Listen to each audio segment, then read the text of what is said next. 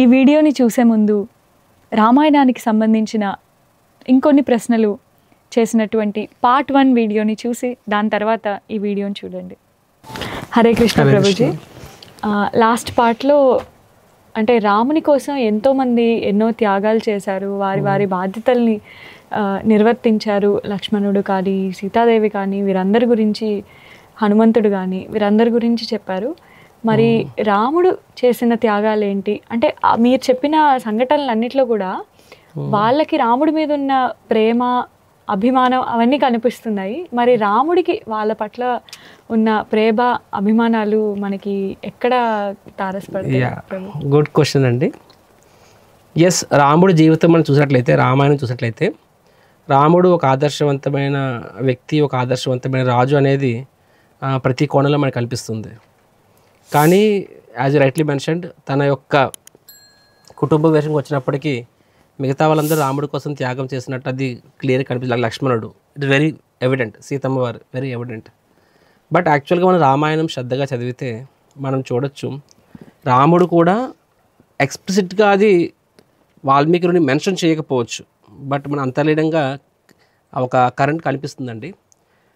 చెప్పినట్టుగా ఒక రాముడు ఆదర్శవంతమైన కుమారపుత్రుడు అని చెప్పాను, ఒక ఆదర్శవంతమైన సోదరుడు, ఒక ఆదర్శవంతమైన వ్యక్తి, ఒక ఆదర్శవంతమైన రాజు, చెప్పుకుంటూ పోతే ప్రతి విషయంలో కూడా ఆదర్శవంతుడండి. ఇప్పుడు తండ్రి విషయంలో చూసినట్లయినా సరే ఒక ఆదర్శవంతమైన కుమారుడు అని చెప్పాను కదండి. మనం ఫస్ట్ చూసుకుందాం, నేను నిన్నటి క్లాస్లో చెప్పినట్టుగాన దశరథుడు యాక్చువల్గా వనవాసం వెళ్ళమని చెప్పడం కూడా చెప్పడు. కైకే చెప్తుంది, దశరథుడు చెప్పలేదు అక్కడ. అయినా సరే తండ్రి మాట అర్థం చేసుకుని ఆయన వెళ్ళారు. వెళ్ళినప్పుడు కొంచెం కూడా విక్టిమ్ కాన్షియస్నెస్గానే వెళ్ళలేదు. ఆయన తలుచుకుంటే ఒక విక్టిమ్ కార్డ్ ప్లే చేసి జనాల్ని ఒక రివోల్ట్ క్రియేట్ చేయొచ్చు. Not done that, right. రెండోది, అది క్లియర్గా తెలుస్తుంది ఎవరు చేయమని. దశరథుడు అన్నాడు నా మీద దండెత్తమని చెప్పి, బట్ లార్డ్ రామ్ నో. అల్టిమేట్గాన మీరు అది కోరుకుంటున్నారు కాబట్టి ఆ కోరిక తీరాలన్నమాట. అదర్వైజ్ మీ బాధ్యత, ఎందుకంటే ఆ వంశం, దశరథుడు కూడా జీవితం ఇప్పుడు అబద్ధం ఆడలేదు. ఆయన మాట నిలబడాలంటే ఆ రాముడు అలా త్యాగం చేయాలి కాబట్టి తండ్రి కోసం త్యాగం చేశాడు. మూడవది చూసినట్లయితే కైకేయి వల్ల ఇదంతా అయింది. కైకేయిని రాముడు 1% కూడా, కైకేయి పేట్లు కూడా ఆయనకి చెడు అభిప్రాయం లేదు. అయినా సరే తన తల్లి కౌశల్యకి ఎంతగా ప్రేమించాడు, కైకేయిని అంతగా ప్రేమించాడు. To the degree later on Kaikeyi వచ్చినప్పుడు అక్కడికి భరత్ మిలాప్ను అక్కడికి చిత్రకూటరు వచ్చినప్పుడు ఫస్ట్ కైకేయికి ప్రణామం చేస్తాడు, తర్వాత కౌశల్యకి ప్రణామం చేస్తాడు అన్నమాట రాముడు. ఈవెన్ స్వయంవరం టైంలో కూడా, స్వయంవరంలో సీతమ్మ వారిని గెలుచుకున్న తర్వాత దారిలో వేయబోతున్నప్పుడు అప్పుడు రాముడు ఏం చెప్తారు, వివాహం నువ్వు ఫస్ట్ తండ్రి గారి అనుమతి తీసుకున్న తర్వాతనే వివాహం అంటారు. క్షత్రియ పుత్రులకి అది రూల్ కంపల్సరీ ఏం కాదు అది, బట్ లార్డ్ రామ్ చేస్తాడు. సో మనం చూసినట్లయితే ఒక పుత్రుడుగా కూడా లార్డ్ రామ్ అంతెందుకు, ఈవెన్ భరత్ మిలాప్ ఎపిసోడ్లో కూడా భరతుడు శత్రువుడు ముందు వస్తారు. వచ్చినప్పుడు రాముడు లక్ష్మణుడు ముందు భయపడతారు, రాముడిని చంపడానికి వధించడానికి వచ్చారేమో అని చెప్పి. కానీ రాముడు ఇస్ వెరీ క్లియర్, వాళ్ళు దానికోసం రాలేదని చెప్పి. కానీ వాళ్ళిద్దరు వచ్చినప్పుడు లార్డ్ రామ్ ఫస్ట్ కోపడతాడనమాట. ఏమంటారంటే, అరే మీరిద్దరు ఇక్కడికి వచ్చారు, ఇంతమంది జనాలు పోగేసుకుని వచ్చారు, అక్కడ దశరథ మహారాజు ఒక్కరే ఉంటారు అని మీరందరూ వదిలి ఎలా వచ్చేసారు, ఆయన ఎవరు చూసుకోవాలి కదా అని చెప్పి. అంటే ఎవరి వల్ల అపారెంట్లీ ఓకే, నా తండ్రి గారు, నా సవతి తల్లి వాయులో పడిపోయి ఇలాగ నాకు అన్యాయం చేశారు, సో ఆర్ఫీకి 1% కూడా లేదని చెప్పడానికి చూడండి. అంటే ఎవరి వల్ల అయితే అపారెంట్లీ ఆయనకి రాజ్యం కోల్పోయి అడవులకు వచ్చాడో, ఈ టైంలో కూడా ఫస్ట్ తన తమ్ముడిని చూసినప్పుడు ఆయనకి ఎవరి గుర్తు, తండ్రి గుర్తుకొచ్చాడు అనమాట. తండ్రి గారు వదిలి వచ్చారు అని చెప్పి. సో వీ కెన్ సీ, అంటే మనకి అపారెంట్లీ ఎవరి వల్ల కష్టం వచ్చిందో వాళ్ళ గురించి నిరంతరం ఆలోచించాడు రాముడు, ఇది చూడవచ్చు. రెండోది, ఒక ఆదర్శవంతమైన సోదరుడిగా చూడాలనుకుంటే రాముడు అరణ్యవాసంకి వెళ్తున్నప్పుడు ప్రజలందరూ రాముడితో వస్తారంటారనమాట. మీరు ఎక్కడుంటే అక్కడే ఉంటామని చెప్పి. వాళ్ళు ఎవరు అయోధ్యలో ఉండాలని ఇష్టపడరు వాళ్ళు. కానీ రాముడు ఏమని చెప్తాడో తెలుసా అండి, మీరు అందరూ ఇక్కడే ఉండాలి, అండ్ మీకు నా మీద 1% ప్రేమ ఉన్నా సరే మీరు అది ఆ ప్రేమని భరతుడికి చూపించాలి. నేను రాజు అయితే మీరు నాకు ఎంత సపోర్ట్ చేస్తారో భరతుడికి అంతే చేయాలని చెప్పి. దీనికి ఎంతో మనం సినిమాలో చూసేస్తాం కాబట్టి ఓకే అనుకుంటాం, కానీ రియల్ లైఫ్లో కానీ ఇమాజిన్ ఎవరి వల్ల అయితే అపరెంట్గా మనకు నష్టం వచ్చిందో మనము ఒక రకంగా విక్టిమ్ కార్డ్ ప్లే చేసి వాళ్ళని ఇబ్బంది పెట్టడానికి ట్రై చేస్తాం. ఒక కెప్టెన్ నుంచి ఇంకో కెప్టెన్ వస్తాడు, ఆ కెప్టెన్ సపోర్ట్ ఉండదు, బయటకు ఉన్నా సరే ఎక్స్టర్నల్గా మనకు తెలిసింది ఇంటర్నల్గా చాలా పాలిటిక్స్ నడుస్తుంటాయి. కానీ రాముడు ఏం చెప్పాడు, వాళ్ళకి మీకు నా మీద నిజంగా అభిమానం ఉంటే, నిజంగా మీరు నన్ను ప్రేమించినట్లయితే, నేను రాజు అయితే మీరు ఎంత సహకరిస్తారో అంతే సహకారం భరతుడికి అందించండి అని చెప్పారు. అంటే హీ ఈజ్ అపారెంట్లీ లూజర్, కానీ ఆయన ఆ టైంలో కూడా తన తమ్ముడు గురించి ఆలోచించాడు. రెండోది మీరు చెప్పినట్టుగా లక్ష్మణుడిని అంటే రామాయణంలో చూడొచ్చు, ఆయన తన అన్న కోసం ఎన్ని త్యాగాలు చేసి అంత కష్టపడ్డాడని చెప్పి. కానీ రాముడు లక్ష్మణుడి కోసం అంత చేయడం ఎక్కడ కనిపించదు మనకి. కానీ ఎండింగ్లో మనం చూసినట్లయితే ఎప్పుడైతే లక్ష్మణుడు ఆయన్ని వెలివేస్తారో లాస్ట్ మనం చూస్తాం కదా, సీతమ్మ వారు తనకు దూరమైనా సరే రాముడు బతికాడు. కానీ ఎప్పుడైతే ఆ లక్ష్మణుడిని బహిష్కరిస్తే రాజ్యం నుంచి, తెలుసు కదా యమరాజు వస్తారు ఆ ఎపిసోడ్లో, సో ఆయన వధించాలి అక్కడ, కానీ వధించలేము. దానికి ప్రత్యామ్నాయం ఏంటి, రాజ్య బహిష్కరణ. ఎప్పుడైతే లక్ష్మణుడు రాజ్య బహిష్కరణ అంటారో, ఇంకా రాముడు లక్ష్మణుడు లేకుండా నేను ఉండలేను, సీతమ్మ వారు లేకుండా ఉన్నాడు కానీ లక్ష్మణుడు లేకుండా ఉండలేను. నెక్స్ట్ ఇమ్మీడియట్లీ రాముడు ఇంకా తన అంత్యలీల ముగిస్తారనమాట. ఎలాగా సరియు నదిలో లోపలికి దిగి. సో అంటే లక్ష్మణుడి పట్ల ఎంత ప్రేమ అనేది మనము అక్కడ చూడొచ్చు. సిమిలర్గా మళ్ళీ భరతుడి విషయం చూసినట్లయితే, భరతుడికి సరే యుద్ధం అంతా అయిపోయింది, భరతుడు ఏం చెప్తారు, సరే మీరు 14 years రాజ్యం చేయండి అని చెప్తారు, తర్వాత నేను తీసుకున్నాను చెప్తారు.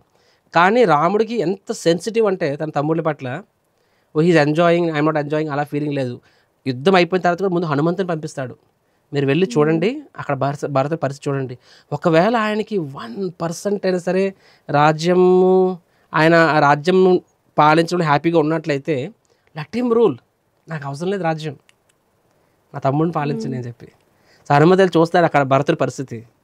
అంటే భరతుడు ఎంత గ్లోరియస్, ఆ భరతుడు గ్లోరీ మనకు క్లియర్ కనిపిస్తుంది. ఎందుకంటే ఆయన రాముడు ఏ కష్టపడ్డాడో భరతుడు రాజ్యంలో ఉండి కూడా అదే కష్టపడ్డాడు, అది వాల్మీకి ఎక్స్ప్లిసిట్ కనిపిస్తుంది. కానీ అంతర్లీనంగా రాముడు ఎంత సెన్సిటివ్ ప్లస్ ఎంత సాక్రిఫైసింగ్ తన ఫ్యామిలీ కోసం. ఒకవేళ భరతుడికి 1% రాజ్యం మీద ఇంట్రెస్ట్ ఉన్నా సరే లెట్ హిమ్ రూల్ ఇట్ అని చెప్పి. ఇప్పుడు హనుమంతు చెప్తారు, my dear Ram, so your brother is desperately waiting for you అని చెప్పి. సో అక్కడ చూడొచ్చు, అంటే ఒక ఐడియల్ బ్రదర్గా కూడా మనము we can see how Lord Ram is so exemplary.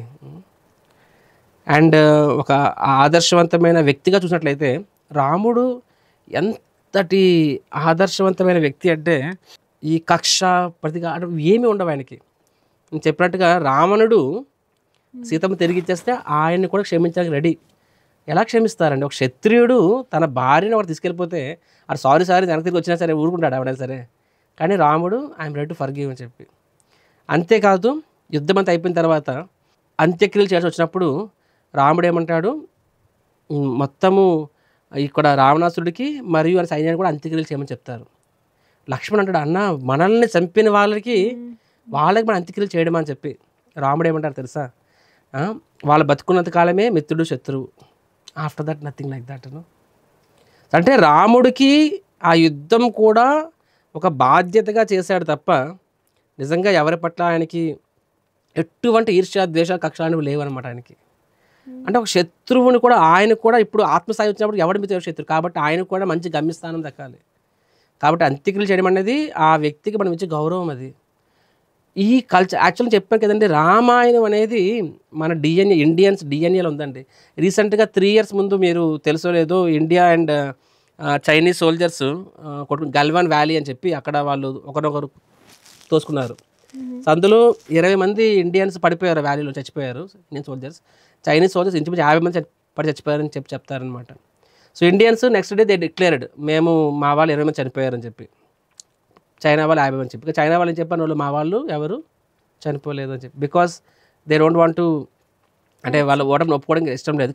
అలా చెప్పుకోవడం వల్ల ఏమవుతుంది, ఆ సోల్జర్స్ బాడీస్ పరిస్థితి ఏంటి మరి, you can't claim the bodies కదా, వాళ్ళ ఫ్యామిలీ పరిస్థితి ఏంటి అదని చెప్పి. సో ఇండియన్స్ ఏం చేశారు, ఆ 20 మంది బాడీస్ని అంత్యక్రియలు చేశారు. ఆ చైనీస్ సోల్జర్స్ ఎవరైతే వీళ్ళని చంపారో వాళ్ళని కూడా అంత్యక్రియలు చేశారండి. అంటే మన ఇండియన్ ఆర్మీ అంటే ఈ రోజు కూడా, అంటే రాముడు ఉన్నాడా లేడా, ఆయన నిజంగా అంటే ఆయన ఈజ్ ఏ ఫ్యాక్టా ఫిక్షనా అని ఈరోజు సమాజ డిస్కషన్ నడుస్తున్న ఈ రోజుల్లో, అంటే రాముడినైనా మర్చిపోతున్నామేమో కానీ ఆ రాముడు మనకు నేర్పించిన ఆ సంస్కారం ముందు చూసారండి. లైక్ ఫర్ ఎగ్జాంపుల్, ఈ మే ఫర్గెట్ యువర్ ఫాదర్, మీ నాన్నగారిని మర్చిపోవచ్చు, కానీ మీ నాన్నగారు డిఎన్ఏ నీలో ఉంటుంది కదా, దాన్ని మర్చిపోగలవా? నువ్వు కాదనుకున్న డిఎన్ఏ ఉంటుంది. సో ఆ డిఎన్ఏ, రామాయణం అనే డిఎన్ఏ మన బ్లడ్లో ఉందండి. సో శత్రువులకు కూడా ఇండియన్ సోల్జర్స్ అంత్యక్రియలు చేస్తారండి. నిన్ను చంపడానికి వచ్చిన వాళ్ళు, నేను చంపిన వాళ్ళని. అది ఎక్కడి నుంచి వచ్చిందండి ఆ కల్చరు? ప్రపంచం మొత్తం మీద ఈ వాల్యూ సిస్టమ్ ఒక్క భారతీయులకే ఉందండి. దానికి కారణం రాముడు. లక్ష్మణుడు చెప్తారనమాట, అరే వాళ్ళు బతుకున్న వాళ్ళకి మనం మిత్రుడైన శత్రువైనా సరే, now they are all one actually, కాబట్టి వాళ్ళకి అంత్యక్రియలు చేయాలని చెప్పి.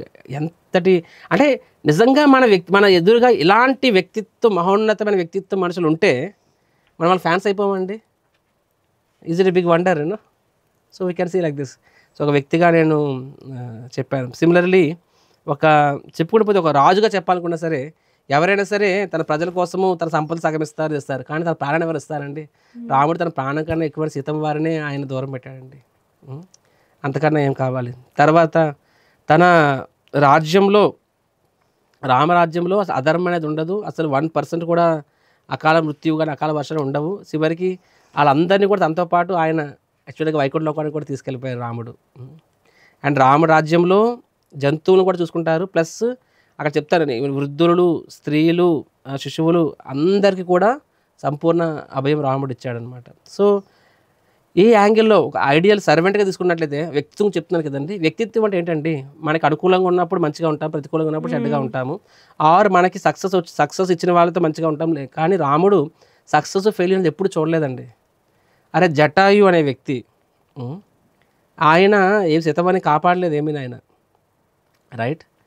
కానీ రాముడు ఒకరికి ఓడిపోయాడు, ఈజ్ అ లూజర్.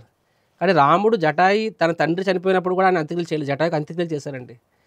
కౌగులించుకున్నాడండి. యాక్చువల్ రాముడు తన మొత్తం కెరీర్లో కొంతమందిని కౌగులించుకున్నాడు, అందులో జటాయు ఒకరు. బోరుని ఏడ్చాడు, జటాయికి అంత్యక్రియలు చేశాడు. అంటే విచ్ మీన్స్ జటాయికి ఎంత వాల్యూ ఇచ్చాడండి ఆయన. అంటే ఆ వ్యక్తి మనకి ఎంతనాడు సరిగ్గా పనిచేస్తే వెరీ గుడ్ అంటాం, పని చేయకపోతే వేస్ట్ అంటాం అనమాట. కానీ రాముడు అన్నిటికీ అతీతంగా, ఎందుకంటే జటాయు డిడ్ హిస్ బెస్ట్. సిమిలర్గా లార్డ్ హనుమంతుడికి ఎంత రెస్పెక్ట్ ఇచ్చాడో ఆ స్క్వేర్కి అంతే రెస్పెక్ట్ ఇచ్చాడు. అంటే రాముడు ఫలితాన్ని చూడలేదండి. సిమిలర్ విభీషణుడు అభయం కోసం వచ్చిన విభీషణుడికి కూడా వెంటనే షెల్టర్ ఇచ్చాడు. అందరూ వద్దని చెప్తారు అక్కడ, ఆయన లార్డ్ ఆఫ్ చెప్తారు ఫర్గెట్ అబౌట్ విభీషణ్, ఈవెన్ రావణుడు వచ్చిన ఆయన షెల్టర్ ఇస్తానని చెప్పి. అంటే అపారమంత మంచితనం ఆయన్ని, క్షమాగుణం అనమాట. చెప్పుకుంటూ పోతే ఒక క్లాస్ సరిపోదు అనమాట రాముడి గురించి. So everywhere you can see, ప్రతి విషయంలో కూడా తన కుటుంబ సభ్యులతో కానీ వేరే వాళ్ళతో కూడా లార్డ్ రామ్ ఆయన కూడా అంత ఆదర్శవంతంగా వ్యవహరించారు. కాబట్టే ప్రతి ఒక్కరికి కూడా అంత వాళ్ళకి రాముడు అంటే ప్రాణం.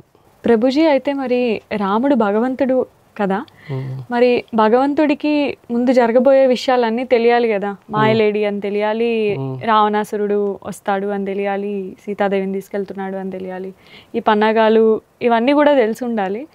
మరి అవన్నీ తెలిసే రాముడు వాటన్నిటితో పాటు అతని ధర్మం కూడా అని వాటితో పాటు ఆయన కూడా కంటిన్యూ అయ్యారా, లేకపోతే ఆయనకు తెలుసా తెలీదా? Good question. చాలామంది ఇది ప్రశ్న అడుగుతారండి. ఏంటంటే నిజంగా ఆయన భగవంతుడు అయితే ఆయనకి రావణుడు ఇలాగా మాయావి వేషంలో వస్తాడు, సాధు వేషంలో వచ్చి సీతమ్మని ఎత్తుకెళ్ళిపోతాను తెలియదా? తెలియకపోతే ఆయన దేవుడు ఎలా అవుతాడు? తెలిస్తే ఆయన సీతమ్మని అలా ప్రేమించాడు. So it's a paradox. So how to answer this? దీనికోసం ముందు మనము ద సైన్స్ ఆఫ్ గాడ్ అనే విషయం తెలుసుకోవాలి. సో భగవంతుడు అన్నాక ఒకటి సర్వశక్తిమంతుడు, అంటే there the definition of God. ఒకటి సర్వజ్ఞ అంటే ఆల్ నోయింగ్, అండ్ సర్వవ్యాప్తి అంటే ఆల్ పెర్మియేషన్, అంటే సర్వత్వ వ్యాప్తించి ఉన్నాడు. సర్వశక్తిమంతుడు అండ్ సర్వజ్ఞుడు, ఈ మూడు దిస్ ఇస్ అంటే ఒక మూడు పదాల్లో భగవంతుడు డిఫైన్ చేయాలంటే ఇది. సో ఈ మూడు భగవంతుని యొక్క ఎనర్జీస్. కానీ భగవంతుడు ఇంకొక ఎనర్జీ ఉంటుందండి, అదేంటంటే లీలాశక్తి అని చెప్పి. సో లీలాశక్తి అంటే ఏంటి అంటే భగవంతుడు ఈ సృష్టి స్థితి లయ అని చెప్తాం కదా. సో వీటి కోసం భగవంతుడు ఈ మూడు శక్తులను ఉపయోగిస్తారు. అదే భగవంతుడు తను అవతారం తీసుకున్నప్పుడు, ముఖ్యంగా లీలావతారం అంటే డిఫరెంట్ పాస్ట్ టైమ్స్ చేసినప్పుడు భగవంతుడు ఆ లీలలో యాక్ట్ చేయట్లేదండి. భగవంతుడు అందులో యాక్చువల్గా పూర్తిగా ఇన్వాల్వ్ అయిపోతారనమాట, తను మర్చిపోయి. ఫర్ ఎగ్జాంపుల్ కృష్ణుడు ఉన్నారు, యశోదమాత కృష్ణుడిని వెంట పడుతుంది, దామోదర్ లీల మీరు వినే ఉంటారు. సో కృష్ణుడు భయపడుతున్నాడు. మరి కృష్ణుడు దేవాదేవుడు, అంటే కృష్ణుడు భయపడుతున్నట్టు యాక్ట్ చేస్తున్నాడా? కృష్ణుడు భయపడుతున్నాడా? I'm asking you. భయపడుతున్నాడా నిజంగానే యశోదమాతను చూసి, లేకపోతే భయపడుతున్నట్టు యాక్ట్ చేస్తున్నాడా? భయపడుతున్నాడని అనుకుంటాను నేను. కదా, భయపడుతున్నాడు. ఎందుకు భయపడుతున్నాడు మరి? ఆయనకి తెలియదా యశోదామాత వెనకాల నుంచి వస్తుంది అని చెప్పి? అంటే ఫస్ట్ ఆఫ్ ఆల్ సర్వజ్ఞత, సర్వశక్తిమంతుడు. శక్తిమంతుడు అయితే యశోదామాత ఏం చేయగలదు? సో అంటే భగవంతుడు అక్కడ యశోదామాత తనని కొడుకులా ప్రేమిస్తుంది. ఆ ప్రేమని ఆయన పూర్తిగా ఆస్వాదించాలనుకుంటున్నారు. భగవంతుని పేరు అఖిల రసామృతమూర్తి, అంటే తన భక్తుల యొక్క ప్రేమను సంపూర్ణంగా ఆస్వాదిస్తారు. ఒక వ్యక్తి తనని ఒక రకంగా సేవ చేయాలనుకున్నప్పుడు తను ఆ విధంగా మారిపోగలుగుతాడనమాట. సో కాబట్టి తను చిన్ని కృష్ణుడిగా మారినప్పుడు అతనికి ఆ చిన్ని కృష్ణుల్లో సర్వజ్ఞత ఉంది, సర్వశక్తిమంతం ఉంది, నెక్స్ట్ సర్వవ్యాప్తి, 3 ఉన్నాయి. కానీ ఈ 3ని ఆయన అలా ఉన్నప్పుడు ఆ 4వ శక్తి దాన్ని లీలాశక్తి అంటారు. ఆ లీలాశక్తి అనేది వీటిని ఆవరణాత్మిక, అంటే కవర్ చేసేస్తుంది. That means they take a back seat so that కృష్ణుడు he thinks is a child and ఆయన అప్పుడు చిన్నపిల్లలు ఆగడే యాక్ట్ చేస్తాడు. అప్పుడే ఆ ఎక్స్పీరియన్స్ని ఆయన పూర్తిగా ఆస్వాదించగలుగుతారనమాట. ఇంకా అర్థమైందండి? మనమైనా సరే జనం సినిమాకి వెళ్తారు, అన్ని లెక్కలు ఎందుకు ఆపేస్తారండి? ఎందుకు ఆపేస్తారని ఇటు ఎవరు తెలియదు, ఏం తెలియదు, ఓన్లీ స్క్రీన్ ఉంటుంది. అప్పుడే నువ్వు దాన్ని ఫుల్గా రిలీజ్ చేయగలవు. ఆ టైంలో నువ్వు మర్చిపోవాలి, నువ్వెవరైనా మర్చిపోవాలి. కాబట్టి you can't see anyone anything. Immersive experience. So భగవంతుడు కూడా అలాగే దాన్ని లీలాశక్తి అంటారు. సిమిలర్గా రామావతారం తీసుకున్నట్లయితే రాముడు అక్కడ he want to experience different rasas. ఒకటి యుద్ధ రస, అంటే వీర రస అంటారు, అంటే హీ వాంట్ టు ఫైట్. ఇప్పుడు కానీ రాముడితో ఎవరు ఫైట్ చేయగలరు? బికాజ్ అన్లిమిటెడ్ ఎనర్జీ ఆయనకి. సో ఆయన జెన్యున్గా ఫైట్ చేయాలనుకుంటాడు. అంటే సమబుద్ధితో చేస్తే ఫైట్ అవుతుంది కదా, సమబుద్ధితో చేస్తే ఫైట్ అవుతుంది. కానీ భగవంతుడు ఎవరు సమబుద్ధి ఉంటారు? సో ఆయన లీలాశక్తి అనేది ఆయన మిగతా శక్తిని కవర్ చేస్తుంది. అండ్ భగవంతుడు అవతారం ఒక లీల చేరుకున్నప్పుడు తన అద్భుతమైన ఒక ఆదర్శవంతమైన వ్యక్తిగా ఉండాలనుకున్నప్పుడు ఆ వ్యక్తి అయినప్పుడు ఒక మానవ శక్తి మాత్రమే ఉండాలనికి. సో ఆయన మానవ శక్తి మాత్రం ప్రదర్శించారు. దానికోసము మిగతా శక్తులు అనే వాటిని ఆయన లీలాశక్తి, ఆయన కోరిక కవర్ అయింది. రియల్ లైఫ్ ఎగ్జాంపుల్లో ఒక తుమ్మెద ఉంటుంది, ఒక తామర పువ్వు ఉంటుంది. తుమ్మెద కలువ పువ్వు మీద పడుతుంది అండ్ ఆ తామర పువ్వుకి అర్థం కాదు, అరే ప్రతిసారి తుమ్మెద వచ్చి నా మీద వస్తుంది, నాలో ఏంటంత ఇది ఉందని చెప్పి నాకు తెలియకపోవచ్చు అది. కానీ తన మకరందం తెలియాలంటే ఏం చేయాలి? తను తామర పువ్వు అవ్వాలి, తను తుమ్మెద అవ్వాలన్నమాట. కానీ ప్రాక్టికల్గా అవ్వదు. ప్రాక్టికల్గా either your this or your that. కానీ భగవంతుడి విషయంలో అలా కాదు. సో భగవంతుడు ఒక రస ఎక్స్పీరియన్స్ చేయాలనుకున్నప్పుడు తను తామర పువ్వు మర్చిపోయి తను యాక్చువల్ తుమ్మెద షేప్ తీసుకోగలడు అనమాట. సిమిలర్ ఇక్కడ భగవంతుడు రాముడు స్వయంగా తను ఒక ఆదర్శవంతమైన వ్యక్తిగా ఉండాలనుకున్నప్పుడు తన మిగతా శక్తులు ఉన్నాయి చూసారు, అదైనా ఆ లీలాశక్తి జెన్యున్గా మర్చిపోయి చేస్తుంది. అప్పుడే రాముడు ఆ యాంగ్జైటీ అనే ఫీలింగ్ని ఎక్స్పీరియన్స్ చేయగలడు. If you know future how will you face anxiety, అప్పుడే ఆ విక్టరీలో వచ్చే ఆనందాన్ని ఎక్స్పీరియన్స్ చేయగలడు అక్కడ. So he want experience the flavours and want set an example. నిజంగా రాముడు అన్ని శక్తులతో వస్తే ఆయనకేం పోయింది బాబు, ఆయన ఏమేం చేయగలడు కాబట్టి ఐడియల్గా ఉండగలడు. Then he not, if he has all energies, అప్పుడు ఆయన పరీక్ష ఏముంది? How is it tested? Then if is not tested how can you say that ఆయన అన్ని సిచ్యువేషన్స్ ఫేస్ చేసి కూడా ఆయన ఐడియల్గా నిలబడ్డాడని ఎలా చెప్తాం మనము? మీకు అర్థమైంది అన్నమాట. సో ఈ 3 శక్తులు, సర్వజ్ఞత, సర్వశక్తి, సర్వవ్యాప్తి, ఈ 3టిని భగవంతుడు లీలావతారంలో వచ్చినప్పుడు 4వ శక్తి, దాది లీలాశక్తి అనేది కవర్ చేస్తుంది. So I think this should express. So lord Ram అక్కడ వెళ్ళినప్పుడు, మాయా వెనక్కి వెళ్ళినప్పుడు, ఈ genuinely doesn't know that is Maya lady. Is actual experience in the flavour of hunting. Similar Seethamma వారిని కిడ్నాప్ చేసినప్పుడు actually is not acting as crying. ఆయన ఏడుస్తూ నటించాడు, అది నిజంగానే ఏడిచాడు ఆయన. అంటే ఆ వియోగాన్ని ఆయన అక్కడ దాన్ని ఆస్వాదించాడు అక్కడ ఆయన. సో అదర్వైజ్ సీతమ్మ వారు లక్ష్మీదేవి కదా, అంటే సీతమ్మ వారు రాముడు విరహంలో పడిన బాధ అంతా యాక్టింగ్గా, ఒకసారి ఊహించుకోండి ఎంత కష్టంగా ఉంది అది. సో ఆ లీలాశక్తి అనేది ఆ లీలను రక్తి కట్టించాలంటే నువ్వు మర్చిపోవాలి. పరకాయ ప్రవేశం అంటారు కదా, పరకాయ ప్రవేశం చేసినప్పుడు నేను ప్రెసిడెంట్ అనేది అనుకున్నప్పుడు నువ్వు దాన్ని అసలు ఎక్స్పీరియన్స్ చేయలేవు దాన్ని. You have to forget who you are and ఆ రోల్లో వెళ్ళిపోవాలి. ఎప్పుడు రాజు వాడి బెచ్చగాడు రోల్ ఏమంటే బెచ్చగా మర్చిపోవాలి రాజు అని చెప్పి, అది యాక్చువల్గా అవ్వదు. మరి ఎంత పరకాయ ప్రవేశం చేసినా సరే పూర్తి చేయలేం. భగవంతుడు పరకాయ ప్రవేశం చేయడం కోసము లీలాశక్తి అనేది యాక్ట్ చేస్తుంది. అయితే మరి భగవంతుడు అప్పుడు ఆ ఇన్స్టెన్స్కి ఆయన రాముడు మాత్రమే భగవంతుడు కాడు, ఆయన లీలాశక్తి కవర్ చేసింది అని చెప్పారు కదా. మరి భగవంతుడు అంటే భగవంతుడు అన్ని శక్తుల్ని ఆయన ప్రతి సందర్భంలో ప్రదర్శించాడు. కొన్నిసార్లు ప్రదర్శించాడు, సముద్ర దేవుడి విషయంలో ప్రదర్శించాడు కదా సమ్ ఎపిసోడ్స్. కొన్ని ఇన్స్టెన్సెస్ లో he has displayed unlimited energy but otherwise not. Right.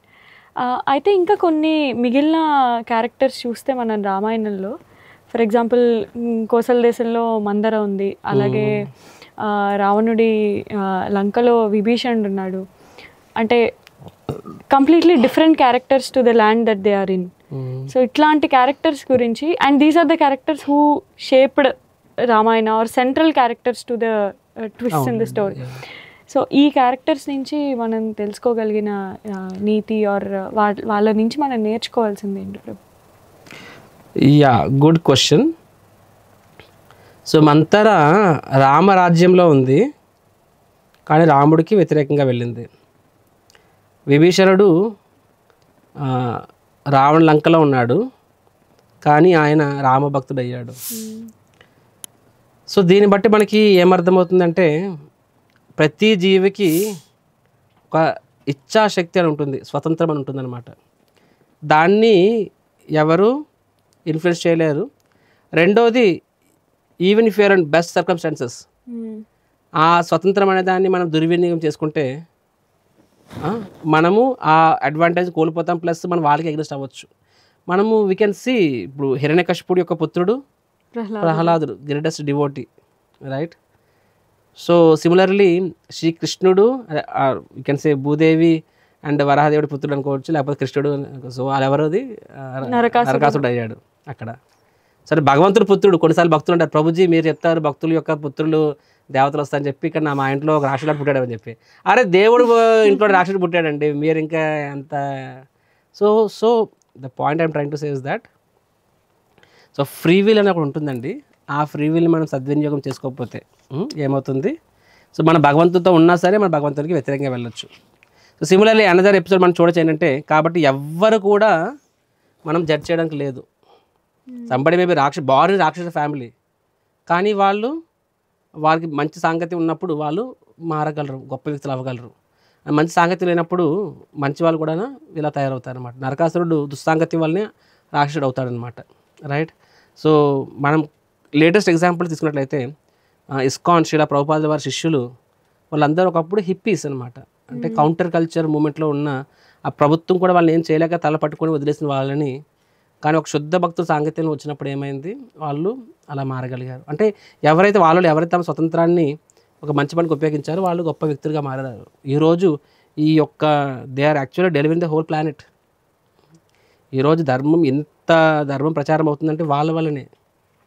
So కాబట్టి మనం జన్మతః అనేదానికి అంత ఎక్కువ విలువ ఇవ్వకూడదని చెప్పడానికి ఇది కూడా కారణం.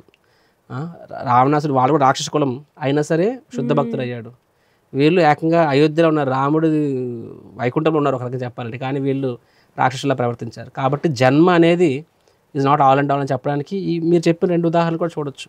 సిమిలర్ ప్రాపర్టీస్ వెస్టర్నర్స్ చాలామంది అంటారు, అరే వాళ్ళు లేచులు శుద్ధులు అంటారు, కానీ బట్ వాళ్ళు ఎంత శుద్ధ భక్తులు అవ్వగలిగారు. So birth is a small factor actually. అయితే మరి రావణాసురుణ్ణి కూడా చాలా మంది కొలిచేటటువంటి సంప్రదాయం కూడా చూస్తున్నాం కదా. యా, కలి. యా, దాని మీద మీ టేక్ ఏంటి? యా, ఈ లోకంలో ప్రతి ఒక్కరికి ఫ్యాన్స్ ఉంటారండి. హిట్లర్ని కూడా పూజించే వాళ్ళు చాలామంది ఉంటారు. I'm sure Osama bin Laden కూడా కొంతమంది ఉండొచ్చు. ఆశ్చర్యం ఏముంది? సో కాబట్టి రాక్షస మనస్తత్వం ఉన్న వాళ్ళకి రాక్షసులు నచ్చుతారు వాళ్ళకి. సో చెప్పాలంటే చాలామంది ఉన్నారు రావణుని పూజించే వాళ్ళు. One of the main reason ఏంటంటే, ఇప్పుడు చాలా సినిమాల్లో కూడా ఎలా చూపిస్తారంటే, సీతమ్మ వారు ఆవిడ్ని రాముడు అనుమానించాడు, ఆవిడంత చేష్టిగా ఉన్న రాముడు అనుమానించాడు, తగ్గ గౌరవం ఇవ్వలేదు. కానీ రావణుడు రాక్షసుడు అయినా సరే సీతమ్మ వారిని చాలా గౌరవం ఇచ్చాడు. అంటే ఆవిడకి ఇష్టానికి వ్యతిరేకంగా ఆవిడని ముట్టుకోలేదని చెప్పి ఈ డెంట్ ట్రై టు అంటే ఫోర్స్ సరేనా ఒక రకంగా చూస్తే. సో ఇలా చెప్తారనమాట. కాబట్టి lord Ram used Sita for killing Ravana, but Ravana did not take advantage of Sita అని చెప్పి. సో ఇంత వక్ర భాష్యాలు తీస్తారనమాట. అండ్ దేశ రావణ ఆ రకంగా చూస్తే బెటర్ క్యారెక్టర్ దాని లార్డ్ రామ్. అట్లీస్ట్ ఆయన తన భార్యను అనుమానించలేదు, వేరే వాళ్ళ మీద ఫోర్స్ చేయలేదు, వాళ్ళని హింసించలేదు అని చెప్పి. So but this is a completely stupid understanding. ఎందుకంటే రావణాసుడికి అంత నిజంగా ఆడవాళ్ళ మీద గౌరవం ఉంటే వాళ్ళు సీతమ్మని ఎత్తుకొచ్చేవాడే కాదు. రెండోది భార్య మీద అంత గౌరవం ఉంటే మండోదరి వేసారి చెప్పినా సరే ఆయన మండోదరి మాట ఎప్పుడు వినలేదు. మూడవది రావణాసురుడు one of the main reason Seethamma వారిని ఫోర్స్ చేయలేదు అని చెప్తారన్నమాట ఆవిడ మీద. యాక్చువల్గా రావణాసురుడు ఈవెన్ రామాయణం ఎపిసోడ్ అవ్వకముందు ఆయన స్వర్గంలో రంభని ఫోర్స్ చేస్తాడు. ఆవిడ శపిస్తుంది, భవిష్యత్తులో ఎవరిని ఫోర్స్ చేసినా సరే, ముట్టుకున్నా సరే బలవంతంగా ఫోర్స్ చేసినా సరే తల ముక్కలైపోతుందని చెప్పి. సో అప్పటి నుంచి రావణాసురుడు చాలా అలర్ట్ అయిపోతాడు, చాలా అలర్ట్ అయిపోతాడు అనమాట. కాబట్టి అందుకని సీతమ్మ వారు ఒకవేళ నా మాట ఒప్పుకోకపోతే చంపేస్తానంటాడు. కానీ నేను ఆవిడ మీద అత్యాచారం అని అంటారనమాట. ఎందుకంటే అలా అయితే ఏమవుతుందో తెలుసు రావణాసురుడికి. సో రావణాసురుడు did not have an option. అంతేగాని ఆయన ఏమన్ని స్త్రీలను గౌరవించాడు, it's not a choice actually. Rather హనుమంతుడు సీతమ్మని వెతుక్కుంటూ అశోక వాటికి వెళ్ళకముందు లంకలో ఆ అంతపురం చూసినప్పుడు అక్కడ వాల్మీకి రామాయణం వస్తుంది, ఎంతోమంది స్త్రీలు వ్యవస్థలుగా ఉంటారనమాట. అంటే రావణాసురుడు వాళ్ళని అక్కడ తన సుఖం కోసం వాడుకుంటాడు, వాళ్ళకి కనీసం బట్టలు కూడా ఇవ్వడు అనమాట. హనుమంతుడు ఒక బ్రహ్మచారి, అలా వ్యవస్థ స్త్రీలను చూస్తాడు. కానీ అలాంటప్పుడు ఆయన ఒక టైం మూమెంట్ ఎజిటేట్ అవుతాడు అనమాట. నేను ఏం చేస్తున్నాను అంటే ఇన్నర్ ఛాంబర్స్ ఆఫ్ విమెన్ వెళ్ళకూడదని చెప్పి. బట్ ఆయన నేను రాముడు కోసం చేస్తాను కాబట్టి కంటిన్యూ రాముడే స్మరించుకొని చూస్తాను. అంటే కాబట్టి అబ్జర్వ్స్ రావణాసుడు ఎంత అంటే ఒక యానిమలిస్టిక్ మైండ్ సెట్ అన్నది చూస్తాడు. This also brings back to the previous point you told Prabhu. మొరాలిటీని సర్పాస్ చేసి you surrender to the lord and do things to please him what he does అన్నది. ఎసెన్షియల్లీ రావణాసురుడిలోని ఆయన మీరు చెప్పినట్టు నో చాయిస్ ఆయనకి అది. కాబట్టి ఆయన ఒక లెవెల్ ఆఫ్ ఇండీసెన్సీ దాటలేదు. ఇండీసెంటే కానీ ఒక లెవెల్ ఆఫ్ ఇండీసెన్సీని దాటలేదు. ఎందుకంటే ఆయనకు ఆప్షన్ లేదు అక్కడది. డజంట్ మీన్ దట్ ఆయన ఏమి గొప్ప క్యారెక్టర్ ఏం కాదు అక్కడదేమి. So those worship him. ఇప్పుడు చెప్పినట్టుగా ఒక ఈగకి ఎలా ఉంటుందంటే ఒక పూల తోటలో మొత్తం పూలు ఉంటాయి, ఒక దగ్గర మలం ఉంటుంది, దాని మీద వాళ్తుంది అనమాట, అది నచ్చుతుంది. అలాగే అలాంటి మనస్తత్వం ఉన్న వాళ్ళకి రావణాసురుని ఒక క్వాలిటీ, అది కూడా not by choice, it is ఆయనకి వేరే ఆప్షన్ లేదు, దాన్ని పట్టుకొని గ్రేట్ సోల్ అంటారనమాట. We can't help. అయితే ఇంకొక చిన్న controversial question Prabhuji, I don't no if I can ask you. So చాలామంది రాముడు వేదాలు చదివాడు కాబట్టి ఒక శూద్రుడిని చంపాడని, సో ఆయన యాంటీ దళిత్ అని ఇట్లా మాట్లాడే వాళ్ళు కూడా ఉన్నారు. ఉండవు కాదు, ఒక రాష్ట్రం మొత్తం అలాగే మాట్లాడుతుంది, ఆ రాష్ట్రం లీడర్స్ అంతా అలాగే మాట్లాడుతున్నారు అనమాట. కాబట్టి సనాతన ధర్మం అనేది యాంటీ దళిత్ అని, సనాతన ధర్మం అనేది ఒక వైరస్ అని దాన్ని నిర్మించాలని చెప్పి, లార్డ్ రామ్ని యాంటీ దళిత్ అని చెప్పి, మన పక్క రాష్ట్రంలో చూస్తే there are so many books against Lord Ram. And వాళ్ళకు రీజన్ ఒకటే కారణం ఏంటది, రాముడు ఒక శూద్రుని చంపాడు just because he studied Vedas అని చెప్పి ఆ కారణం చెప్తారు. సో ఫస్ట్ అండ్ ఫార్మోస్ట్ అది నిజమా కాదా పక్కన పెడితే, నిజమే అనుకున్నా సరే నీకెవరు చెప్పారు అది, రామాయణం అని చెప్తావు. మరి అదే రామాయణంలో రాముడు 1000 మంచి పనులు చేశాడు, అవి ఎందుకు మాట్లాడరు? ఇప్పుడు కృష్ణుడు రాసలీల అంటారు, అరే కృష్ణ అయితే విమెనైజర్ను కాబట్టి న్యూ ఇయర్ పార్టీస్ నేను చూస్తాను రాసలీల December 31st 12 PM అని చెప్పి. ఎవరైనా నీకు అమ్మాయి తిరగాలంటే తిరుగు, దానికి రాసలీల అని పేరు ఎందుకు పెడుతున్నావు నువ్వు? Somebody Krishna can dance with other women, why can't I dance అని కొంతమంది అడుగుతారనమాట. నేను చెప్తాను, కృష్ణుడు రాసలీల ఎవరు చెప్పారంటావు? మీ శాస్త్రంలోనే ఉంది, భాగవతంలో ఉంది. అవునా? అదే భాగవతంలో అంటే నువ్వు నమ్ముతున్నావు అనమాట, అని నమ్మాను కాబట్టి నేను డ్యాన్స్ చేస్తాను. ఇప్పుడు అదే భాగవతంలో ఆ ముందు కృష్ణుడు గోవర్ధనలు కూడా చేశాడు. సో నువ్వు ఫస్ట్ గోవర్ధనలు చెయ్యి, ఆ తర్వాత నువ్వు రాసలు చేద్దు. కానీ అప్పుడు బతికింటారు, అప్పటికే బతికుంటే. అవును దట్ ఈస్, అరే how can somebody lift Govardhan, నేను ఫిక్షన్, అది ఫిక్షన్, ఇది ఫ్యాక్ట్. అంటే ఎంత హిపోక్రసీ ఉండకూడదు కదా. ఇప్పుడు ఇది ఫ్యాక్ట్ అని నమ్మితే అది ఫ్యాక్ట్ అని నమ్ము, ఇది ఫిక్షన్ అంటే అది కూడా ఫిక్షనే. ఇఫ్ ఇస్ గోవర్ధన్ ఫిక్షన్ అంటే అప్పుడు రాసలీల కూడా ఫిక్షనే కదా. ఇప్పుడు రాసలీల నిజం అనుకుంటే కాబట్టి కృష్ణుడిని ఇష్టపడలేదంటే మరి గోవర్ధనలో కూడా నిజం అవ్వాలి కదా, అదే స్క్రిప్చర్ కదా. సిమిలర్లీ ఈ యాంగిల్ చూసినట్లయితే, సో రాముడు సూర్యుడు చంపాడు అనేది అది ఫ్యాక్ట్ ఫిక్షన్ పక్కన పెట్టి అది ఫ్యాక్ట్ అని నువ్వు నమ్మితే, మరి అదే రాముడు ఎంతమందికి లైఫ్ ఇచ్చాడు, ఎంతమందిని చూసుకున్నాడు అని అంత ఐడియలిస్టిక్ క్యారెక్టర్, దాని గురించి ఎందుకు మాట్లాడు? సరే మీరు అన్నట్టుగా యాంటీ దళిత్ అంటున్నారు కదా. ఫస్ట్ ఆఫ్ ఆల్ ఆ జంబూక్ అనే ఎపిసోడ్ అనేది that is the kind of కొంచెం కాంట్రవర్ ఇన్ ద సెన్స్, అది గ్రేజ్ ఏరియా. కొంతమంది అంటారు that is actual later on added అని చెప్తారు అనమాట ఆ స్టోరీని. అది తర్వాత యాడ్ అయిందా కాదా అనే విషయం పక్కన పెడితే, ఒకవేళ నిజంగా అది if you accept is part of Ramayana, Uttara Ramayana, if you accept it also, ఆ స్టోరీ ఎలా వస్తుందంటే రాముడి రాజ్యంలో మొదటి నుంచి వస్తుంది ఏమొస్తుందంటే రాముడి రాజ్యంలో, ఆ రాజ్యంలో ఎప్పుడు అకాల మృత్యు అనేది లేదు. అండ్ ఈ రోజుల్లో అకాల మృత్యు అనేది రోజుకి పేపర్ ఓపెన్ చేసి 100 చదువుతాము. కానీ అప్పట్లో ఈవెన్ కృష్ణలీలలో కూడా చూసినట్లయితే ఒక బ్రాహ్మణుడు చనిపోతాడనమాట. అండ్ ఆ బ్రాహ్మణుడు కొడుకు తిడతాడు రాజుని, ఇవేం రాజు అయ్యి అని చెప్పి. రాజ్యంలో అకాల మృత్యు జరిగిందంటే రాజు పాపాత్ముడు అవ్వాలి, లేకపోతే రాజ్యంలో ఏదో పాపం జరగాలి. పాపం జరిగితే దానికి బాధ్యత ఎవరు? రాజుదే కదా. సో బ్రాహ్మణుడు వచ్చి ఏం చెప్తారంటే, చూడు రాజా, నా పుత్రుడు చనిపోయాడు, నీ రాజ్యంలో మొదటిసారి ఇలా జరిగింది, సంబడి డైడ్. సో ఎలా సాధ్యం అది? కాబట్టి మీ రాజ్యంలో ఎక్కడో అరిష్టం జరుగుతుంది, ఎక్కడో అరిష్టం జరుగుతుంది, కాబట్టి దాన్ని ఇవే అడ్రస్ చేయాలని చెప్పి. So I'm going by what Ramayana spoke. So ఆ రాముడు వెళ్తారు, ఆయనకి అనుచరులు చెప్తారనమాట, ఇక్కడ ఒక శంభుక అని ఒక వ్యక్తి ఉన్నాడు, ఆయన వేదాలు పఠిస్తున్నాడు అని చెప్పి. సో రాముడు అక్కడికి వెళ్తారనమాట. ఆయన ఎలా ఉంటాడంటే తల కింద తపస్సు చేస్తున్నాడు, అంటే చెట్టుకి కాళ్ళు ఉండి తల కిందకు ఉంటుంది అనమాట. సో లార్డ్ రాముడు అడుగుతారనమాట, సో నువ్వేనంటే నేనేం చెప్పి వేద పఠనం చేస్తుంటాడని చెప్పి. సో రాముడు తన ఖడ్గంతో ఆయన శరీరఛేదం చేస్తాడు, ఇలా చెప్పబడింది. సో దీని నుంచి వాళ్ళు చాలామంది ఏమని అన్వయించుకుంటారంటే రాముడు యాంటీ దళిత్ అంటారనమాట. సో ఫస్ట్ ఆఫ్ ఆల్ ఇది ఎంత స్టూపిడ్ ఆర్గ్యుమెంట్ అంటే, రాముడు అంటే ఒక వ్యక్తిని చంపాడు అన్నది మాత్రాన అది just because of their community. ఎలా ఉందంటే మోడర్న్ మ్యాన్ కూడా ఎవడు తప్పు చేస్తాడు, వాడిని నువ్వేదో అన్నావంటే జస్ట్ బికాజ్ నేను అణగారిన వర్గానికి చెందినవాడిని కాబట్టి మా మీద అట్రోసిటీ అంటారు. నువ్వు అణగారి వర్గం కాదు తప్పు చేసావు కాబట్టి అలాగని. సో గోయింగ్ బై లాజిక్, నిజంగా ఆయన శూద్రుని చంపాడు కాబట్టి యాంటీ దళిత్, దళితుని చంపాడు యాంటీ దళిత్ అన్నట్లయితే, మరి రావణాసుడు బ్రాహ్మణుడు. సో రాముడు మరి రావణాసుడు చంపాడు అంటే రాముడు యాంటీ బ్రాహ్మణ్ కూడానా? రాముడు యుద్ధంలో ఎంతమంది క్షత్రియులను చంపాడు అంటే రాముడు యాంటీ క్షత్రియ కూడానా? రాముడు వాళ్ళని చంపాడు అంటే లార్డ్ రామ్ ఈజ్ యాంటీ, దాన్ని ఏమంటారు దాన్ని, సో ఈజ్ ఎగెనెస్ట్ పెటా, ఆయన వెరీ క్రూయల్ టువర్డ్స్ యానిమల్స్ అనా? Make sense. సో వై, ఎందుకు ఈ ఒక్క ఎపిసోడ్ని సింగిల్ అవుట్ చేస్తున్నాము? జస్ట్ బికాజ్ చంపాడు, ఆయన శూద్రుడని చంపలేదు, డిఫరెంట్ రీజన్, అక్కడ వస్తాము చూద్దాం దాని గురించి. హోలిస్టిక్గా మనం ఒక వ్యక్తిని గురించి మాట్లాడినప్పుడు హోలిస్టికలీ మనం మాట్లాడాలి. సో ఆయన ఒక విషయంలో ఎందుకు సింగిల్ అవుట్ చేస్తున్నాం మనం అక్కడ.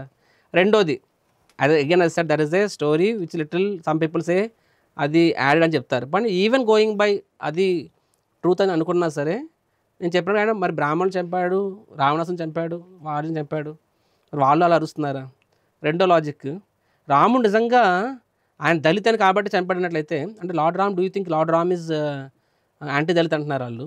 మరి అలా అనుకుంటే వాల్మీకి ముని రాశారు ఈ రామాయణాన్ని, వాల్మీకి ముని ఏమని రాస్తారు రామాయణం రాసినప్పుడు, ఈయన మర్యాద పురుషోత్తముడు the best person on this planet అని రాస్తారు వాల్మీకిలో. వాల్మీకి ముని రామాయణం మొదట్లో వస్తుంది. ద బెస్ట్ పర్సన్ ఎవరంటున్నారు? వాల్మీకి ముని. అంటే వాల్మీకి ముని ఎవరు? స్వయాన ఒక బోయేవాడు, ఆయన is a Gowda. So he is a Dalit. రెండోది శబరి ఎవరు? Shabari is a scheduled tribe women. So lord Ram Dalits put anti అయితే శబరి ముట్టుకోవడమే కాదు, శబరి అతిథులు స్వీకరిస్తాడు, శబరికి వైకుంఠ లోకాన్ని ఇస్తాడు. అంతేకాదు శబరి ఎంగిలు తింటాడు. అదే అందులో మన పొలిటీషియన్ తింటారు, మన పొలిటీషియన్స్ వెళ్ళి ఎలక్షన్ టైంలో వెళ్ళి పేదవాడి ఇంట్లో వెళ్ళి తిండి అనేది ఫోటోకి దిగి వెళ్ళిపోతారు. లార్డ్ రామ్ అలాగేమి యాక్టింగ్ ఏం చేయలేదు, just to get the votes of Dalits. Rather lord Ram, yeah lord Ram అలాగని కాదు. తర్వాత యుద్ధం అయిపోయిన తర్వాత సీతమ్మ వారిని తీసుకుని అయోధ్యకి వస్తారు కదా, just the day before he was sending Sita, అప్పుడు రాముడు సీతమ్మ వారు ద గార్డెన్ నడుస్తున్నప్పుడు రాముడు అంటాడనమాట, నేను ఎప్పుడు శబరిని మర్చిపోలేకపోతున్నాను, నువ్వెంత బాగా వండుతావు, కౌశల్య ఎంత బాగా వండుతుంది, కానీ ఈ రోజు వరకు ద బెస్ట్ టేస్టీ ఫుడ్ నేను తీసుకున్నది ఏంటి, శబరి యొక్క ఆ బేర్ ఫుడ్ అని చెప్తారు అనమాట రాముడు. అంటే అక్కడ కూడా తిరిగి అయోధ్య వెళ్ళినా కూడా శబరిని గుర్తేసుకుంటాడు. మరి శబరి ఎవరు చెప్పండి? శాస్త్రం అక్కడ అదే రామాయణం వస్తుంది కదా, షీజ్ దళిత్ అని వస్తుంది అక్కడ, షీజ్ షెడ్యూల్ ట్రైబ్ లేడీ అని చెప్పి. అందుకని నిషాడ రాజు ఆ, దాటిస్తాడు కదా, ఆ నది దాటిస్తాడు. నిషాడ్ రాజుని రాముడు కౌగులించుకుంటాడు. నిషాడ్ రాజు ఈజ్ ఏ మ్లేచ్ఛ అని వస్తుంది అనమాట. ఇది ఈజ్ ఏ మ్లేచ్ఛ అంటే శూద్ర కాదు. శూద్ర అంటే వర్ణాశ్రమంలో నలుగురిలో ఒకటి. శూద్ర కన్నా కూడా కింద దిగజారిన వాళ్ళు మ్లేచ్ఛస్ అని ఎవరన్నా అంటారు అనమాట. సో ఆ నిషాడ్ రాజు అనేవాడు వాళ్ళు శూద్ర కూడా, కనీసం ఈయన శూద్రుడు, ఈయన ఎవరి శంభుక్ అనే వ్యక్తి ఈయనకన్నా చాలా చాలా కింద స్థాయి వ్యక్తి. ఆయన కూడా రాముడు కౌగులించుకుంటాడు. సో ఇఫ్ రాముడు అనేవాడు ఇంత క్యాస్ట్ కాన్షియస్ అయినప్పుడు మరి ఇవన్నీ ఎపిసోడ్స్ ఎలా అర్థం చేసుకోవాలి? మేక్స్ లాజికల్ కదండి క్యాస్ట్ కాన్షియస్ అయినప్పుడు. ఈవెన్ వానరాసుని కూడా లార్డ్ రాముడు అంత ప్రేమించాడు. జంతువులు ప్రేమించాడు, మ్లేచ్ఛస్ని ప్రేమించాడు, శుద్ధులు ప్రేమించాడు, వాళ్ళే కూడా హంటర్ని ప్రేమించాడు. ఈ పాపం ఈ ఒక్క శంభుకి ఏం తప్పు చేశాడు? Going by the argument. So then యాక్చువల్గా సరే ఇప్పుడు వాళ్ళు ఏదైతే స్టోరీ చెప్తున్నారో దీని కంటిన్యూషన్ ఏంటి తెలుసా? ఆయన వధించిన తర్వాత ఏమవుద్ది? ఆ బ్రాహ్మణ పుత్రుడు లేచి నిలబడతాను వస్తుంది. అంటే తప్పు ఎక్కడుంది? ఇక్కడే ఉంది. సో ఆయన వేద పఠనం చేయడం కాదు. చూడండి ఒకసారి అర్థం చేసుకో, అక్కడ వేద పఠనం అంటే ఆయన ఏది ధర్మకార్యం చేయట్లేదు. సో వేదాలని మన స్వార్థం కోసం తప్పుడు పనులు కూడా ఉపయోగించవచ్చు. ఆయన చేసింది అది. ఫర్ ఎగ్జాంపుల్ రావణాసుడు బ్రాహ్మణుడు అని చెప్పాను కదా, రావణాసురుడు రాజ్యంలో కూడా రామాయణం యుద్ధం అవుతున్నప్పుడు ఆయన తరపున బ్రాహ్మణులు వాళ్ళు కూడా వేద పఠనం చేసి యజ్ఞం చేస్తున్నారు. ఏమని? రావణుడు గెలవాలి, రాముడు ఓడిపోవాలని చెప్పి స్వాహ అని చెప్పి దే ఆర్ ఆల్సో డూయింగ్ యజ్ఞ. ఎవరి కోసం? రావణుడు గెలాలి, రాముడు ఓడిపోవాలని చెప్పి. మీకు అర్థమవుతుందండి?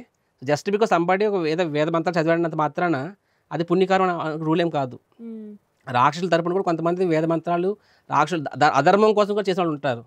సో ఈ వ్యక్తి ఒక అధర్మం పని చేశాడు అక్కడ అది, అండ్ దానివల్లనే ఆ రాజ్యంలో అపశుద్ధి జరిగింది. ఆ పిల్లడు చనిపోయాడు. ఎప్పుడైతే ఈయన వధించాడో ఆ పిల్లవాడు లేచి నిలబడి చెప్పారు. సో ఆ పిల్లవాడు లేచి నిలబడాడని అర్థం ఏంటి చెప్పండి? ఏం ధర్మం రెస్టోర్ అయిందనే కదా. సో రామ్ ఇంటెన్షన్స్ని ఓకే అక్కడ చిన్న బ్లాంక్ ఉంటే ఆ బ్లాంక్ని ఎలా ఫిల్ చేయాలి? ముందు సెంటెన్స్లో ఏముంది, తర్వాత సెంటెన్స్లో ఏముంది, ఆ రెండు అర్థం చేసుకున్నప్పుడు ఆ బ్లాంక్ ఫిల్ చేయడం ఈజీ అవుతుంది. కానీ దీన్ని కట్ చేసి దాన్ని కట్ చేసి ఇష్టమైంది రాసేసుకుని యాంటీ దళితని చెప్తే మరి అలాగంటే మరి రావణాసుడు బ్రాహ్మణుడు కదా, బ్రాహ్మణుడు కూడా యాంటీ బ్రాహ్మణ్ ప్రతి ఒక్కరు చెప్పుకుంటే పోతే దానికి. So it is completely an opportunistic. And యాక్చువల్గా ఇది అనాది కాలంగా మనుషులు రెండు రకాలు ఉంటారు. ఒక రాక్షస ప్రవృత్తి. రాక్షస ప్రవృత్తి అంటే వాళ్ళకి భగవంతుల్లో కూడా తప్పే కనిపిస్తుంది. అంటే వాళ్ళ మనసులో ఎప్పటికీ భగవంతుని యాక్సెప్ట్ చేయరు. కాబట్టి ఏదో ఒక ఎలిమెంట్ పట్టుకొని వాళ్ళని అలా బ్లేమ్ చేస్తారు అంతే తప్ప.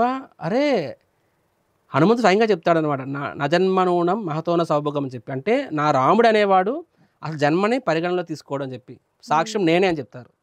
మనము అడవి జంతువులము, మనల్ని రాముడు ఎంత ప్రేమించాడు. వాల్మీకి ముని ప్రేమించాడు, నిషాడ్ రాజుని ప్రేమించాడు. జటాయు ఏం చేస్తుంది? జంతువులు పీక్ తింటుంది మామూలుగా, కానీ జటాయుని ఎంత ప్రేమించాడు రాముడు. So why to say that only ఒక్క ఎపిసోడ్ని సింగిల్ చేసి యాంటీ దళితం చెప్పడం అనేది చాలా అన్యాయం అది. అయితే ప్రభుజీ మనకి రామాయణానికి మూలం వాల్మీకి మహర్షి రాసినటువంటి రామాయణం. అయితే మనకి ప్రాంతాల వారీగా భాషల వారీగా అనేక ట్రాన్స్లేషన్స్ లైక్ మొల్ల రామాయణం కానీ అట్లా different kinds of Ramayana variations చూస్తున్నాం టెక్స్ట్లో. అంటే దీనికి కారణము అండ్ వీటిల్లో how do we find the authentic versions of Ramayanam? చూడండి, ఒకప్పుడు చూసినట్లయితే అప్పట్లో శాస్త్రం ముందు అయితే అది కేవలము శృతి రూపంలో ఉండేది. శృతి అంటే గురువు శిష్యుడికి నేర్పించేవాడు, శిష్యుడు శ్రవణం చేసేవాడు, వాళ్ళు ఏక సంజాగ్రహి అనేవాళ్ళు, ఆ శృతిధార అనేవాళ్ళు అనమాట. శృతిధార అంటే వారు ఒక్కసారి వింటే వాళ్ళకి అర్థమైపోతుంది. సో అలాగా జ్ఞానం కిందకు వచ్చేది. కానీ తర్వాత కలియుగంలో ఏమైంది, దాన్ని రిటర్న్ ఫార్మాట్లో పెట్టారు, కంపైల్ చేశారు. కానీ అప్పట్లో ఆ ఒరిజినల్ స్క్రిప్ట్స్ అనేవి చాలా తక్కువ అందుబాటులో ఉండేవి. ప్లస్ అవి సంస్కృతంలో ఉండే వెర్నాక్యులర్ లాంగ్వేజెస్లో లేవు, అంటే లోకల్ లాంగ్వేజ్ ఉండేవి కాదు. సో అక్కడ గొప్పవాళ్ళు వాటిని సగటు మనిషికి తెప్పించడం కోసం వాళ్ళు డిఫరెంట్ వర్జన్స్ రాశారు. ప్లస్ కొన్నిసార్లు శుద్ధ భక్తులకి భగవంతుడు కొన్ని సాక్షాత్కారం కూడా ఇవ్వచ్చు.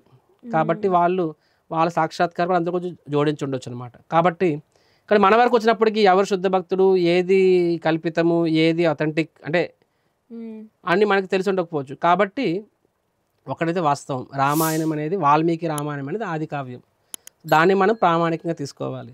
సో మిగతా రామాయణాలు అనేవి ఆ ప్రామాణికమైన రామాయణంతో అనుసంధానమైనంత కాలం అవి చదివినా సరే తప్పు కాకపోవచ్చు. But where they are differing, so అప్పుడు మనం దేనికి మనం సపోర్ట్ చేయాలి? Valmiki Ramayanam, very clear. So as I said some places ఆ ఒరిజినల్ లిటరీ లేకపోయి ఉండొచ్చు, ఎవరైతే తెలుసుకుని దాన్ని రాసినప్పుడు కొంచెం స్క్రిప్ట్లో ఫాంట్లో తేడా వచ్చి ఉండొచ్చు అది. So I don't see any issues with that. కానీ ఎక్కడైనా సరే రీకన్సలేషన్ విషయంలో ప్రాబ్లం వచ్చినప్పుడు మనము రూట్స్కి వెళ్ళాలి. రూట్స్ వాల్మీకి రామాయణం. రైట్ ప్రభుజీ. అయితే స్పెషల్గా ఆడపిల్లలకి భారతదేశంలో చిన్నప్పటి నుంచి చెప్పే విషయం ఏంటంటే సీతాదేవి అంత సహనం ఉండాలి, సీతాదేవి అంత ఓర్పు ఉండాలి అని చెప్పి. అయితే ఈరోజు 21st century కాంటెక్స్లో మాట్లాడుకుంటే అమ్మాయిలకి అంత సహనము, అంత ఓర్పు, అంత క్షమ అవన్నీ అంత లెవెల్లో ఉండాలా, అసలు అంత ట్రై చేయగలమా, will we achieve it or not is a different thing, but at least at an intention level అంత ఓర్పుని ఆస్పైర్ చేయాలా ఇస్. నేనేం చెప్తానంటే ఫస్ట్ ఆఫ్ ఆల్ చాలా కాంట్రవర్షియల్. ఇప్పుడు నేను చెప్పేది నా పర్సనల్ ఒపీనియన్ మాత్రమే. మీకు నచ్చకపోతే నేను ఇప్పుడు చెప్పబోతున్నది మీరు you can strike it off. But దీన్ని ఎంటైర్ స్పిరిచువలిస్ట్గా ఆపాదించొద్దు. I'm sharing my personal opinion at my personal capacity. I would say yes. So ఒక ఆడపిల్ల అనేది సీతమ్మ వారికి ఉన్నంత ఓర్పు, నెక్స్ట్ సహనం ఉండాలి. ప్లస్ ఒక అబ్బాయి అనేవాడికి రాముడంతటి పెద్ద మనసు, రాముడంతటి మంచితనం ఇది ఉండాలి. సో రెండు ఉండాలని నేను చెప్తాను. అండ్ రెండిట్లో కూడా ఎవరిది ఎక్కువ బాధ్యత ఉండాలంటే నేను ఎప్పుడైతే మగవాడని చెప్తాను. ఎందుకంటే శాస్త్రం అనేది కూడా మగవాడిని ఈ షుడ్ బి ఎగ్జాంపుల్ అని చెప్పింది ఫస్ట్. సో వాళ్ళు ఎగ్జాంపుల్ అయినప్పుడు మిగతా వాళ్ళు ఆటోమేటిక్గా వాళ్ళని యాక్సెప్ట్ చేస్తారు. Right. So if Seethamma expect somebody to be, Seethamma అంతటి చేసేటి ఉండాలనుకున్నప్పుడు అంతేందుకు మొన్న రీసెంట్గా ఒక వ్యక్తి నేను మాంక్ అవుతా అన్నప్పుడు వాళ్ళ ఫాదర్ అడిగారు, అరే మీరు హరే కృష్ణ హరే రామ జపం చేస్తారు, రాముడిని పూజిస్తారు మీరు, కానీ మీరు రాముడు ఎందుకు ఫాలో అవ్వట్లేదు అని చెప్పి. ఆయన ఆర్గ్యుమెంట్ ఏంటి, రాముడు ఎప్పుడైనా దశరథుడి మాదిరి కాదన్నాడా, మీరేమో నా మాట కాదని నువ్వు టెంపుల్లో జాయిన్ అవుతున్నావు, so where are you following Lord Ram అని చెప్పి. అప్పుడు ఈ అబ్బాయి ఏం చెప్పాడు, దశరథుడు విశ్వామిత్రముని వచ్చినప్పుడు నీ అబ్బాయిని నాతో పంపించినప్పుడు దశరథుడు నో అని చెప్పాడా. సో ఫస్ట్ నువ్వు దశరథులా ఉండండి, నేను రాముడిలా ఉంటానని చెప్పి అన్నారు. So going the same argument, actually see the level of surrender, the level of tests, భగవంతుడు కాబట్టి ఆయన రేంజ్కి ఆ రేంజ్ పరీక్షలు వచ్చాయి. సో మన జీవితంలో అంత పరీక్షలు రాను కూడా రావు. Don't have to worry about it. కాబట్టి కానీ ఇన్ ప్రిన్సిపల్ ఇక్కడ మనం చూడొచ్చు, భర్త భార్య అన్నాకు ఒక్కరికొకరు మ్యూచువల్ అండర్స్టాండింగ్. ఎంత అండర్స్టాండింగ్ అంటే రాముడికి సీతమ్మని పంపించాలి, సీతమ్మని తప్పు అర్థం తెలుసు, నా బాధ్యతలో పంచుకున్నాను. సీతమ్మ వారు రాముడు ఫీల్ అవ్వకూడదని వెళ్ళి చెప్పు, I understand his situation and I know his glories అని చెప్పి.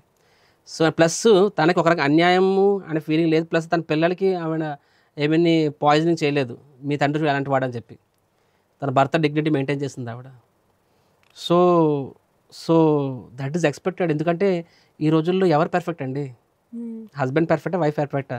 We are living in a imperfect world surrounded by imperfect people while being our self imperfect. మనం ఇంపర్ఫెక్ట్, చుట్టూ ఉన్న వాళ్ళు ఇంపర్ఫెక్ట్ పీపుల్తో ఇన్ ఇంపర్ఫెక్ట్ వరల్డ్లో బతుకుతున్నాం మనము. So to expect idealistic is very difficult. కాకపోతే ఈ ఓర్పు సహనం ఉన్నప్పుడు, ప్రతి ఒక్కరు మ్యూచువల్గా ఉన్నప్పుడు ఏమవుతుంది, అప్పుడే ఫ్యామిలీస్ నిలబడతాయి. సో ఇది ఒక్క గర్ల్స్ ఎందుకు నేర్చుకోవాలి, it is a holistical thing. ఇలాంటి రాముడు అన్నప్పుడు why don't you learn from Lord Ram a level of integrity ఆయనకి, సీతమ్మ వారికి ఆయనకి ఇచ్చిన మాట ఎంత కట్టుబడి ఉన్నాడు. నెక్స్ట్ భార్య కోసం ఆయన ఎంత దూరం వెళ్ళాడు, సొంతంగా యుద్ధం చేశాడు, ఏడ్చాడు, బాధపడ్డాడు, సంధి చేసుకున్నాడు, అంత స్ట్రగుల్ పడ్డాడు ఆయన. ఈ కూడా just wash off his hands.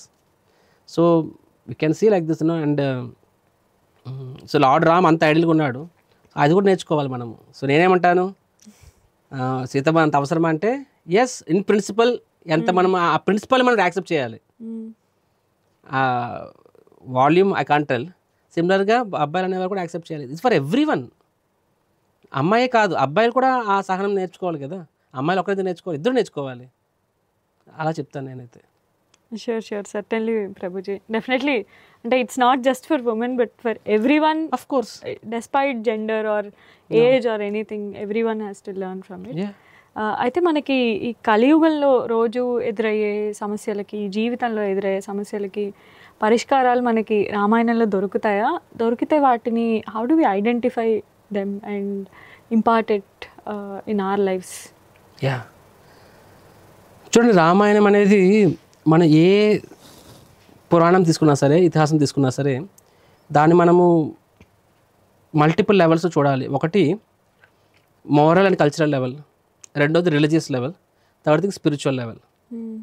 So spiritual level అంటే very clear, lord Ram is supreme lord and ఆయన మనందరికీ ఆదర్శవంతుడు, ఆయన మనం పూజిస్తాము, ఆయన స్మరిస్తాము అండ్ రాముని చేరుకోవాలనుకుంటాము.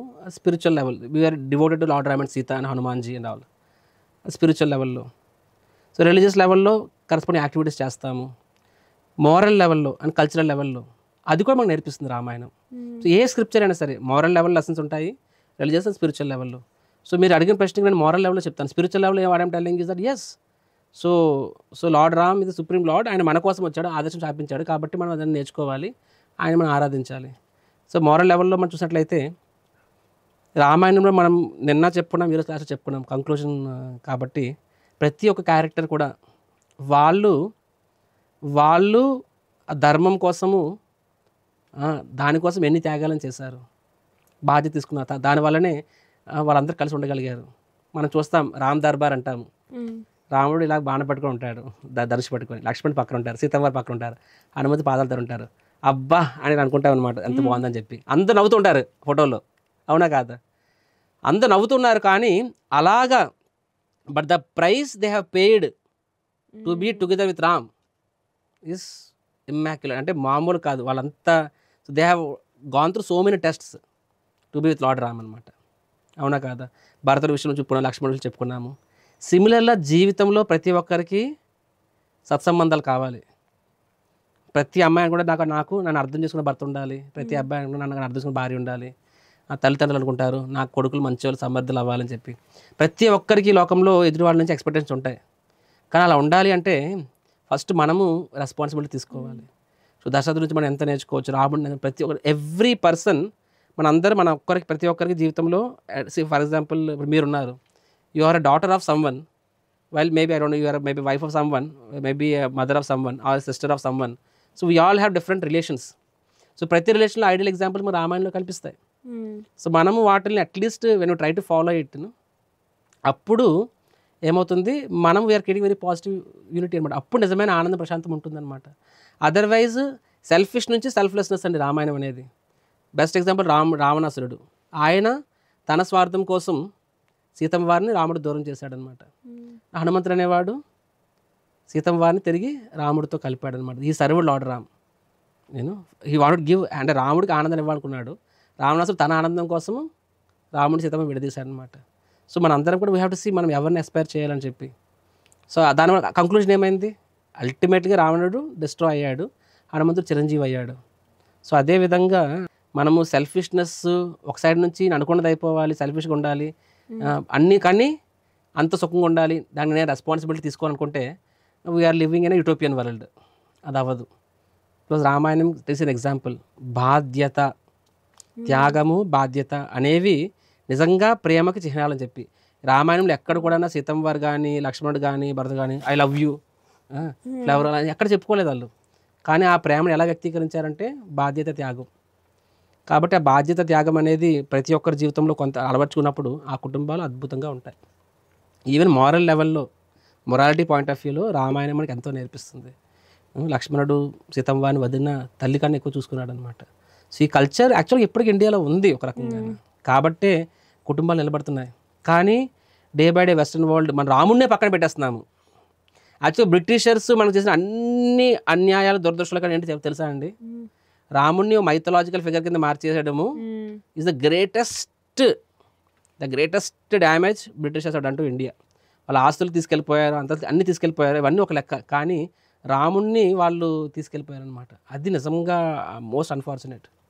యాక్చువల్గా బ్రిటిషర్స్ ఇండియాకి వచ్చినప్పుడు అప్పుడు వాళ్ళు దే స్టడీడ్ ఇండియా అంటే వాళ్ళ బ్రిటిష్ పార్లమెంట్లో చెప్తారు, అది ఇప్పటికీ రికార్డ్స్ బుక్లో ఉంటుంది. అది నేను కాశ్మీర్ నుంచి కన్యాకుమారి వెళ్ళాను, వెస్ట్ నుంచి ఈస్ట్కి వెళ్ళాను. ఎక్కడ పేదలు ఉన్నా, డబ్బున్న వాళ్ళు ఉన్నారు, కానీ ఎవరు కూడా తప్పులు చేయట్లేదు, ఎవ్రీవన్ సాటిస్ఫైడ్. దీనికి కారణం ఏంటి, వాళ్ళు ఏం చెప్తున్నారు, కారణం ఏంటంటే వాళ్ళందరి జీవితంలో Ramayanam is very strong influence in their lifes. But unless మనం ఆ రూట్స్ని దెబ్బ కొట్టకపోతే వాళ్ళు మన ధర్మాన్ని యాక్సెప్ట్ చేయరు అని చెప్పి. సో అక్కడ స్టార్ట్ అయింది రామ్ మైథలాజికల్ ఫిగర్ అని చెప్పి.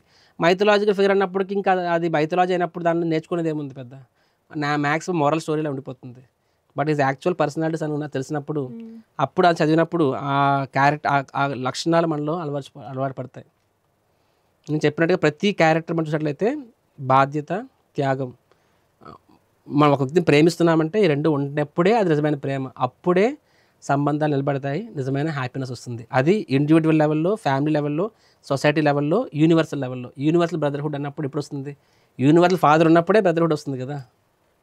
So you can't have Ramarajyam without Lord Ram. That's a wonderful conclusion to this Prabhuji. అంటే మీరు అన్నట్టుగా selfishness to selflessness is the one thing we see. And another take away for me is మీరు అన్నట్టుగా ప్రేమ అన్నది బాధ్యత అండ్ త్యాగం ఆ రూపంలో రిఫ్లెక్ట్ అయింది. I think it is very core to Indian, even with our parents కూడా మనం ఎప్పుడు వాళ్ళు మనకి ఎక్స్ప్రెస్గా ఐ లవ్ యూ అని చెప్పారు కదా. Exactly, that is how we show love and hour affection towards people. And moving towards selflessness is the key takeaway for this, I feel. Thank you so much for such an insightful talk, Prabhuji. ఈ శ్రీరామనవమికి మీ ద్వారా రామాయణంలోని చాలా విషయాల మీద విశదంగా చర్చించడం చాలా సంతోషంగా ఉంది. హరే కృష్ణ. మరిన్ని ధార్మిక విషయాలు తెలుసుకోవడానికి మా ఛానల్ను లైక్, షేర్ మరియు సబ్స్క్రైబ్ చేస్తారు కదా.